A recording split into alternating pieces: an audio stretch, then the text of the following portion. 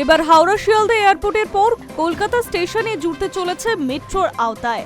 করুণাময়ী থেকে কলকাতা স্টেশন পর্যন্ত নতুন মেট্রো চালু করতে চাইছে রেল মন্ত্রক।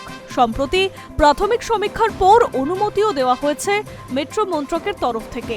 এর ফলে যাত্রীদের যাতায়াত ব্যবস্থা উন্নতজনক হবে বলে মনে করা হচ্ছে। সূত্রের খবর, ক্ষুদিরাম বসু রোড, বাগজোলা খাল, সল্টলেক ৬ নম্বর আইল্যান্ড হয়ে মেট্রো পৌঁছাতে পারে করুণাময়ী।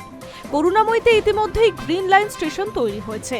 এই প্রকল্প বাস্তবায়ন হলে নতুন রুটও জুড়ে যাবে, তাই জমি সংক্রান্ত সমস্যা হবে না ধারণা মেট্রো কর্তৃপক্ষের। আপাতত ৮ লক্ষ টাকা খরচ করতে হবে এই সমীক্ষায়, তারপরেই চূড়ান্ত সিদ্ধান্ত হবে নতুন মেট্রো নিয়ে। পাশাপাশি চিংড়িঘাটার পরে মেট্রোর অরেঞ্জ লাইনে আরও একটি জট খুলে গিয়েছে। পশ্চিমবঙ্গের নতুন সরকারের কাছে ভিআইপি রোডের হলদিরাম এলাকার কাজ করার অনুমতি পেয়েছে মেট্রো কর্তৃপক্ষ।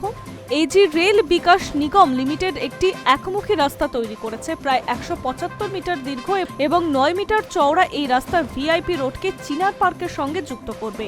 মেট্রো কর্তৃপক্ষের আশা, আগামী ৬ মাসের মধ্যেই রাস্তায় ব্যবহারের উপযোগী হয়ে যাবে। একই সঙ্গে অরেঞ্জ লাইনের শেষ প্রায় ৩.৫ কিলোমিটার অংশ সিটি সেন্টার 2 থেকে বিমানবন্দর পর্যন্ত বিস্তৃত।